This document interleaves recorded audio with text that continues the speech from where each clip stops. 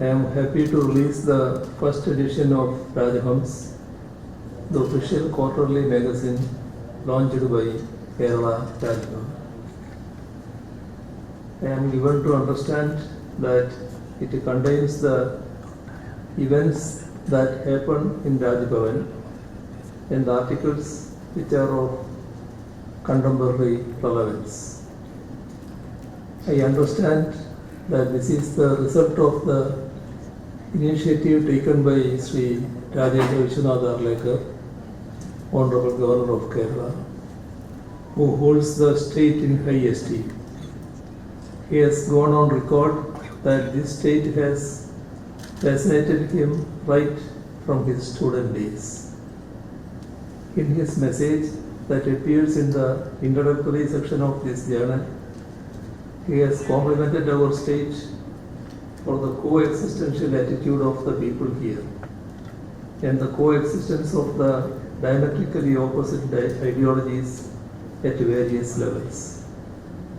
This only shows that we always have been having a public sphere that accommodates conflicting views. I would say that this is one of the noble things that we inherited from our Renaissance movement.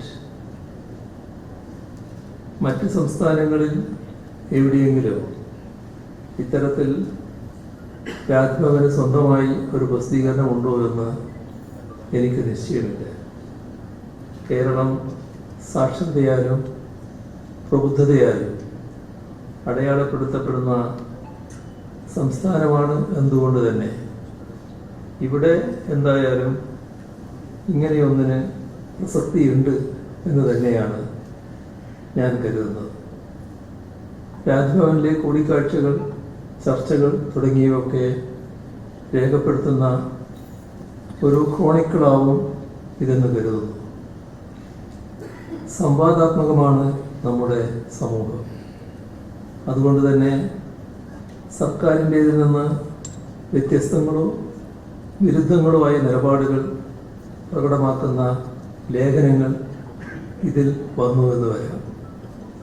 ഉദാഹരണത്തിന് ഇവിടെ പ്രകാശനം ചെയ്യുന്ന രാജഹംസ് ആദ്യ പതിപ്പിൽ തന്നെ article 200 and constitutional കൊണോഡ്രം എന്ന ശീർഷകത്തിലുള്ള ഒരു ലേഖനമുണ്ട്. ഇതിൽ ഭരണഘടനയുടെ 200-ാം വകുപ്പ്, ഗവർണറുടെ അധികാരങ്ങൾ, നിയമസഭയുടെ അധികാരങ്ങൾ തുടങ്ങിയവയുമായി ബന്ധപ്പെട്ട് ലേഖകൻ പ്രകടിപ്പിക്കുന്ന അഭിപ്രായങ്ങളെല്ലാം സർക്കാരിൻ്റെ അഭിപ്രായങ്ങളാണോ എന്ന് ചോദിച്ചാൽ അല്ല എന്നതാണ് ഉത്തരം. അത് അദ്ദേഹത്തിൻ്റെ വ്യക്തിപരമായ അഭിപ്രായമാവാം.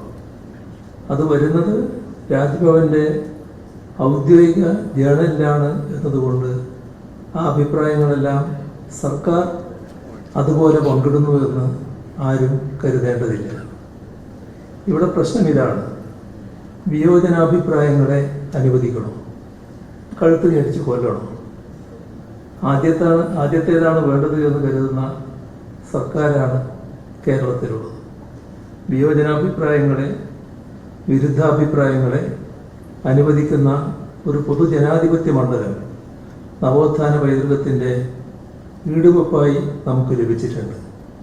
അത് ഭദ്രമായി നിലനിർത്തുക എന്നതാണ് സർക്കാരിൻ്റെ നിലപാട്.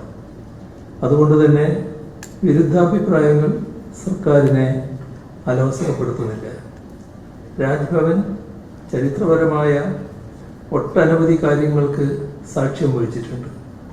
ഇനിയുണ്ടാകുന്ന അത്തരം സംഭവങ്ങൾ രേഖപ്പെടുത്തപ്പെടാതെ പോവുക എന്ന അനൗചിത്യം ഉണ്ടാവാതെ നോക്കാൻ രാജവംശന് കഴിയട്ടെ എന്ന് ആശംസിച്ചുകൊണ്ട് നിറഞ്ഞ സന്തോഷത്തോടെ രാജഹംസ് പ്രകാശനം ചെയ്തായി അറിയിച്ചുകൊണ്ട് അവസാനിപ്പിക്കുന്നു.